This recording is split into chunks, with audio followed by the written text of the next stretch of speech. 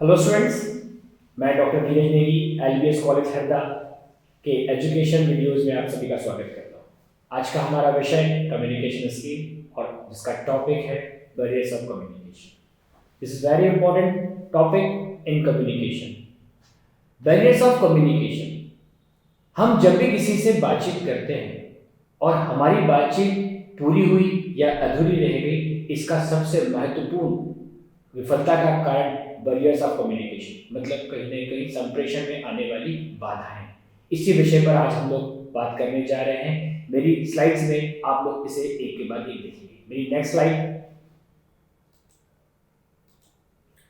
हमारा टॉपिक है संप्रेषण में आने वाली बाधाएं, संचार में आने वाली बाधाएं, जिन्हें इंग्लिश में हम बैरियर्स ऑफ कम्युनिकेशन के नाम से स्टूडेंट्स, कई बार देखने में आता है जब एक व्यक्ति दूसरे व्यक्ति से बात करता है। आप सभी को याद होगा, हमने इसके ठीक पहले वाला एक जो वीडियो बनाया है, जो प्रोसेस ऑफ कम्युनिकेशन, जिसमें एक मैसेंजर होता है, एक रिसीवर होता है। जब मैसेंजर अपना मैसेज रिसीवर को देता है तो अपना मैसेज डिकोड करके देता है और फिर रिसीवर उसे इनकोड करता है, और साथ ही साथ जब वो अपना लास्ट मोमेंट पर अपना फीडबैक देता है तब उसकी कम्युनिकेशन प्रोसेस पूरी होती है। बट उसमें एक बहुत इंपॉर्टेंट फैक्टर आता है, नॉइस। वही होता है कम्युनिकेशन बैरियर, और वहीं से शुरुआत होती है कम्युनिकेशन बैरियर्स की। नेक्स्ट स्लाइड में हम लोग इसे हिंदी और इंग्लिश दोनों में देखेंगे। कहीं ना कहीं संचार की वह बाधाएं जो एक प्रभावी संचार को व्यवस्थित नहीं होने देती, उस दिशा में नहीं जाने देती जिस दिशा में एक वक्ता ले जाना चाहता है। यही कहीं ना कहीं हम बोलना चाहते हैं, पर कई बार ऐसी स्थिति बनती है जब एक व्यक्ति अपना संदेश किसी दूसरे व्यक्ति को देता है और वहां पर विशेष प्रकार की कुछ स्थितियों का निर्माण होता है जिससे कि वो उसे उस अर्थ में नहीं ले पाता, और सामान्य भाषा में हम कहते हैं अर्थ का अनर्थ हो जाना। यही होता है संप्रेषण की बाधाएं। एक स्क्रीन पर आपके सामने एक गोल डायग्राम बना हुआ है। ये जो डायग्राम्स है, यही है बैरियर टू इफेक्टिव कम्युनिकेशन। एक प्रभावी संप्रेषण प्रक्रिया में जो बैरियर्स आते हैं, कहीं ना कहीं जो विफलता के कारण आते हैं, उन्हें एक एक करके हम लोग आगे देखेंगे। कहीं ना कहीं हमारा पहला है फिजिकल बैरियर। जो है वो बहुत ही तकलीफ देता है किसी भी व्यक्ति को अपनी कम्युनिकेशन को पूरा करने में। कई बार स्थिति ऐसी होती है कि जब मैसेंजर अपने रिसीवर को मैसेज देता है तो उनका रिसीवर वहां फिजिकली तो मौजूद होता है बट मेंटली कहीं और होता है। इस स्थिति में वो जो मैसेज देना चाहता है वो उसे ले नहीं पाता, जिसकी वजह से वो कम्युनिकेशन बैरियर के रूप में कम्युनिकेशन प्रोसेस को फेल कर देता है। सेकेंडली हमारा है ऑर्गेनाइजेशनल बैरियर्स। कई बार कुछ ऑर्गेनाइजेशंस ऐसी होती हैं जहां पर एक विशेष व्यक्ति नीचे अपने अधीनस्थ कर्मचारियों को आदेश जारी करता है, ऑर्डर्स जारी करता है। जब वो ऑर्डर उन्हें जारी करता है तब वो आगे उस मैसेज को पहुंचाते हैं, पर कई बार लैंग्वेज बैरियर की वजह से या फिर कम्युनिकेशन गैप की वजह से ऑर्गेनाइजेशन में ये बैरियर्स आते हैं कि प्रॉपरली मैनेजमेंट का दिया हुआ मैसेज वैसा का वैसा एम्प्लॉय तक नहीं पहुंचता। उसमें बहुत बार देखने में आया है कि कम्युनिकेशन गैप इसका वेरी इंपॉर्टेंट फैक्टर रहा है। आगे है पर्सनल बैरियर। पर्सनल बैरियर में कहीं ना कहीं किसी व्यक्ति की कुछ व्यक्तित्व से जुड़ी हुई चीजें आती हैं। जिस तरह की कुछ इंसान ऐसे होते हैं जो सकारात्मक सोच को लेकर आगे बढ़ते हैं, मतलब पॉजिटिव थिंकिंग को लेकर आगे बढ़ते हैं, और उनकी कम्युनिकेशन स्किल बैरियर्स को मात देते हुए आगे निकल जाती है। बट कुछ कैंडिडेट्स ऐसे होते हैं जिनकी कम्युनिकेशन में नेगेटिविटी ज़्यादा होती है, और इस वजह से बहुत सारे बैरियर्स उनके मैसेज डिकोड, इनकोड और मैसेजिंग टू रिसीविंग तक जाकर बहुत ज़्यादा तकलीफ खड़ी कर देती है। पर्सनल बैरियर्स हर किसी व्यक्ति की पर्सनालिटी को पीछे ले जाने में बहुत ज़्यादा इंपॉर्टेंट रखते हैं। इसीलिए मैं हर स्टूडेंट्स को एक ही चीज़ कहना चाहूँगा कि अगर आपको अपनी कम्युनिकेशन स्किल को मजबूत करना है तो वो कहीं ना कहीं इन बैरियर्स में अपनी पर्सनल स्किल को जरूर मजबूत करें, ताकि आगे आने वाली समस्याओं का आप समाधान कर सकें। इसके बाद हम आगे बढ़ते हैं तो एक नया नाम आपको सामने आ रहा है, इंजिबिलिटी ऑफ वर्ड्स और प्रेसेस। मतलब कहीं ना कहीं कुछ शब्दों के प्रोनाउंसिएशन, कुछ शब्दों के प्रोनाउंसिएशन ऐसे होते हैं जो हर इंसान से अलग अलग लिए जाते हैं। इसमें उनकी स्टडी इन्वायरमेंट बहुत इंपॉर्टेंट फैक्टर होती है।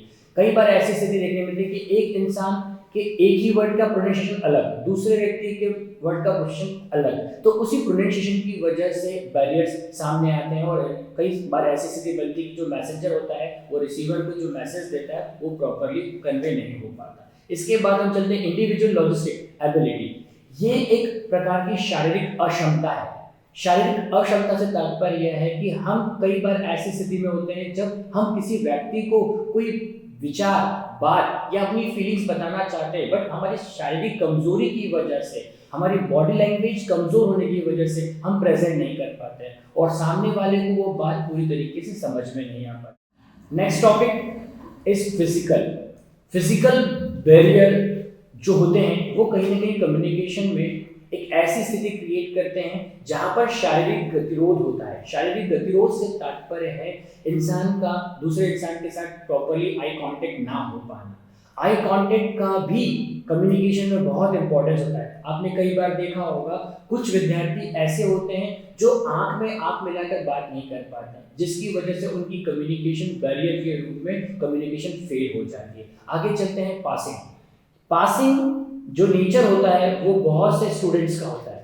बाय पासिंग मतलब जब वो उनके टीचर के द्वारा उन्हें कुछ बताया जा रहा होता है तो वो उसे बाईपास करते हैं।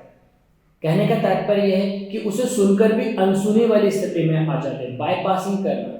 और वहाँ पर क्या होता है कि जो प्रोफेसर होते हैं वो जो स्टूडेंट को देना चाहते हैं वो मैसेज बाईपास हो जाता है, जिसका सबसे ज़्यादा इफेक्ट स्टूडेंट की लाइफ पर ही पड़ता है, क्योंकि वो उस मीनिंग को प्रॉपर्ली नहीं समझ पाता जिस मीनिंग के में प्रोफेसर उन्हें समझाना चाहते हैं। कल्चर।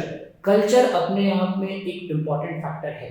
कम्युनिकेशन बैरियर में कल्चर बैरियर जो आता है वो लैंग्वेज में, हमारी कहीं ना कहीं बोलचाल की भाषा में, हम कई बार दैनिक दिनचर्या में जो बातों का या शब्दों का प्रयोग करते हैं उसे हर व्यक्ति नहीं समझ पाता, और वही दूसरा व्यक्ति इस चीज को समझ पाएगा या नहीं समझ पाएगा ये हमें पहले पता होना चाहिए। हम दैनिक जीवन में जिन शब्दों का प्रयोग करते हैं जरूरी नहीं कि उसे हर व्यक्ति को आए। आपको सामने वाले व्यक्ति को अपने शब्द समझ में आ रहे हैं या नहीं ये पहले मैनेज कर लेना चाहिए।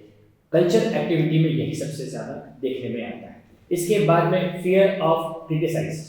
कुछ विद्यार्थी या स्टूडेंट्स ऐसे होते हैं जिन्हें क्रिटिसाइज करने का बहुत ज्यादा शौक होता है, अपने से ज्यादा वो किसी और पर ज्यादा विशेष ख्याल रखते हैं, विशेष ध्यान देते हैं। ऐसी स्थिति में जब वो खुद किसी प्रकार का कम्युनिकेशन कर रहे होते हैं तो वो क्रिटिसाइज का जो है खुद ही शिकार हो जाते हैं, और इस वजह से वो जो मैसेज किसी और को देना चाहते हैं या लेना चाहते हैं उस दौरान में उनके सामने ये स्थिति खड़ी हो जाती है कि अब वो किस तरह से इसे समझें या दें। और हम आगे बढ़ते हैं, हमारा अंतिम टॉपिक आ रहा है gender. Gender is a very important factor in barriers of communication. कई बार एक लड़का एक लड़की जब आमने सामने बातचीत करते हैं तो वो कंफर्टेबल फील नहीं करते, या तो लड़का कंफर्टेबल नहीं होता या लड़की। इस दौरान में जब स्थिति ऐसी बन जाती है तो प्रॉपरली मैसेंजर टू रिसीवर जो मैसेज जाना चाहिए वो नहीं जा पाता, और इसकी वजह से हमारी कहीं ना कहीं स्थिति ऐसी हो जाती है कि हमारी कम्युनिकेशन प्रोसेस फेल हो जाती है। The last point of communication barrier. I hope students आप सभी लोगों को ये बैरियर्स ऑफ कम्युनिकेशन समझ में आए होंगे। यदि आपको मेरी पूरा वीडियो अच्छा लगा हो तो प्लीज़ लाइक और शेयर जरूर करें। धन्यवाद।